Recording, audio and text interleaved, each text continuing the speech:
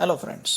Today we will learn 11th chapter of your economics, emerging issues of Indian economy.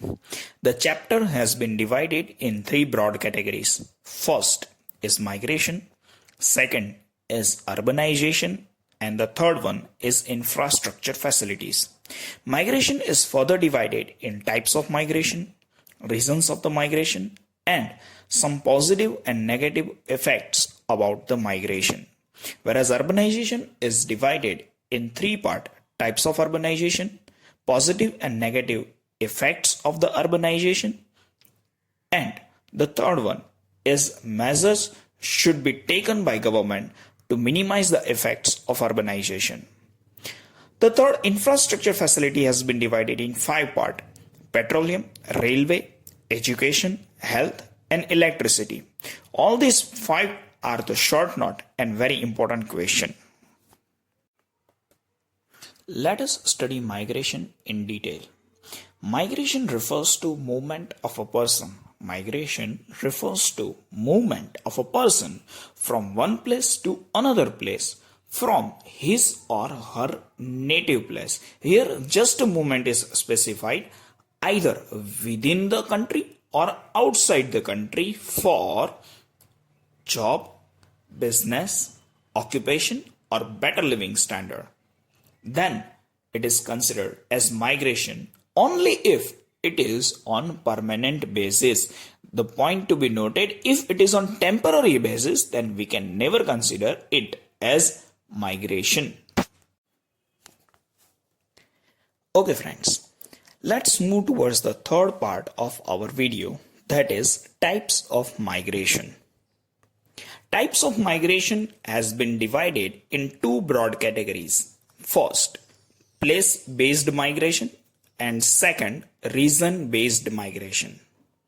Place-based migration has been further divided in two parts. One is internal migration and second is international migration.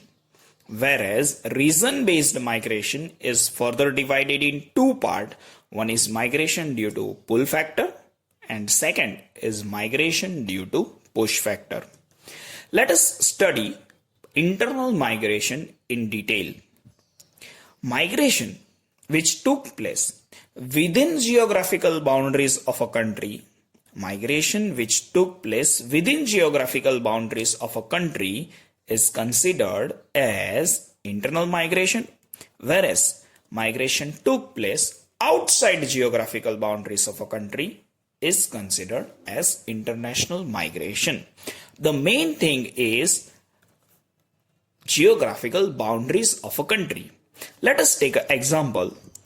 If a person is traveling from Ahmedabad to Mumbai, then it is internal migration. And if a person is traveling from Ahmedabad to America, then it is international migration. Okay. Let us study reason-based migration in detail. Migration due to pull factor. If migration is done because of the attraction of modern lifestyle, infrastructure facilities, and better living standard. If migration is done because of the attraction of modern lifestyle, infrastructure facilities, and better living standard, then we will consider it as migration due to pull factors. Friends, I can say that all these three factors are pulling the person from rural area to urban area. Basically, these are the persons who are economically prosperous and they are migrating from rural area to urban area by their own wish. So it is also considered as voluntary migration. When a person is forced to migrate, because of lack of business, lack of opportunities, or lack of educational facilities, then it is considered as migration due to push factor. Friends, I can say that all these three factors are pushing the person from rural area to urban area because he is economically poor and he has to find some opportunities in urban area. As we all know, it is a compulsory, so we will consider it as compulsory migration as the person has to face compulsion to migrate from rural area to urban area. You can make the note of the whole table.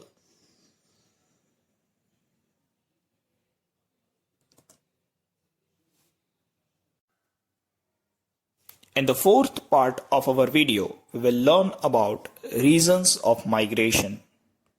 Reasons of migration has been divided in four broad categories: economical reason, social reason, political reason, and natural calamities and environmental factors. Let us study economical reason in detail. First, job, occupation, and business. It is but obvious that a person has to migrate from his or her native place to anywhere in search of job, occupation, or business. Transfer. Again, similar kind of point. If a person will get transfer from job, compulsory he has to migrate. Third, education. If a person is not able to get proper education facility, then for better education he has to migrate to any other distinct place. Fourth, health. Again the similar topic. If a person is unable to get proper health related facility, then he has to migrate to some urban area to get ultra modern health facilities. Fifth, extent of natural resources. Friends, this is a 2-mark point and can be asked as a separate question. There are some places where natural resources are available in huge quantity, but population is very low. So people prefer to migrate to such places in search of better economic opportunities. For example, in India, there are lots of peoples who migrated to UAE, Switzerland, New Zealand, as well as to Australia, just because of the high amount of natural resources available in those countries. Sixth and the last is planned migration. It is not possible for a whole family to migrate to some urban area because of their economic condition. So what they do, they plan to send one person per family for earning purpose to some urban area. And in this manner, the planned migration will take place. As economic reason is having 6 points, it can be separately asked as a 5-mark question. Second main category, social reasons. First, marriage. It is very simple point that a lady has to migrate from her native place after getting married. Second, respite from social rituals. Again friends, a 2-mark question.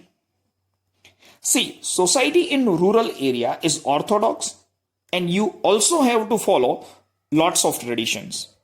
But in urban area, society is liberal and people are having modern thinking. So the youth of rural area will get attracted towards this modern lifestyle and liberal thinking, and in this manner the person will migrate from rural area to the urban area. Third, political reason. First, war and unrest.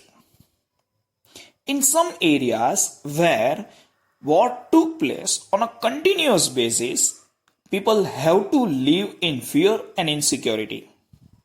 So they leave the situation of unrest and move to a safe and secure place. And migration took place in this manner. Second, avoid friction. Whenever riots took place within any state, people will not prefer to stay at those places for a longer period of time and they will migrate to some peaceful places.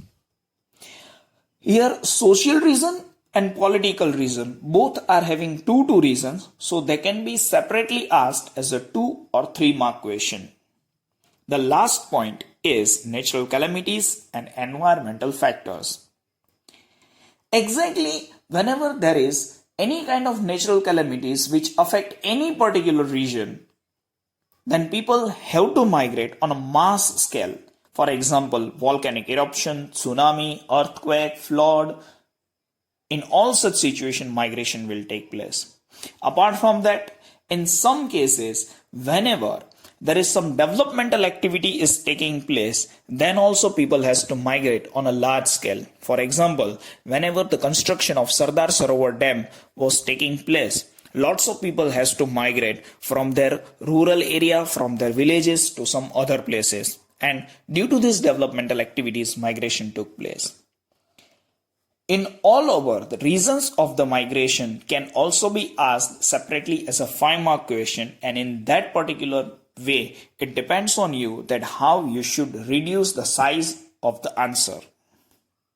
Okay, I hope that you should make a note of the whole point.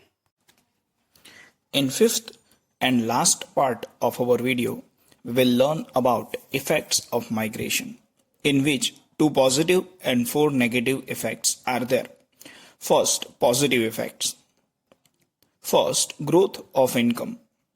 The main purpose of migration is income generation. When a person get migrated to urban area, he will send some portion of his income to his family in rural area. Such income will get invested in agriculture sector, and in turn, it will develop agriculture sector. Apart from that, agriculture sector will also develop agriculture related business and agro industries also. In this manner, growth of income will result in development of many industries. Second, contribution towards a faster economic development. When a people of our country migrate to some foreign countries, they will send some portion of their income to India. This will increase inflow of foreign exchange and provide investment to Indian business also. Those students who went to abroad for higher studies, they will also bring some expertise, and such knowledge and expertise will help to develop economy faster. One thing which we should note is that when an educated and skilled person will migrate to urban area, it will have positive effects of urbanization. But when an unskilled person will migrate to urban area, then it definitely will give us some negative effects of migration. Let us look into the detailed negative effects of migration. First, unregulated urbanization. When an unskilled and uneducated person migrate to urban area, he will not be able to get sufficient income. As a result, he has to live in the hutments and slum in outer range of urban areas. In this way, process of urbanization will become unregulated. Second, shortage of infrastructure facilities.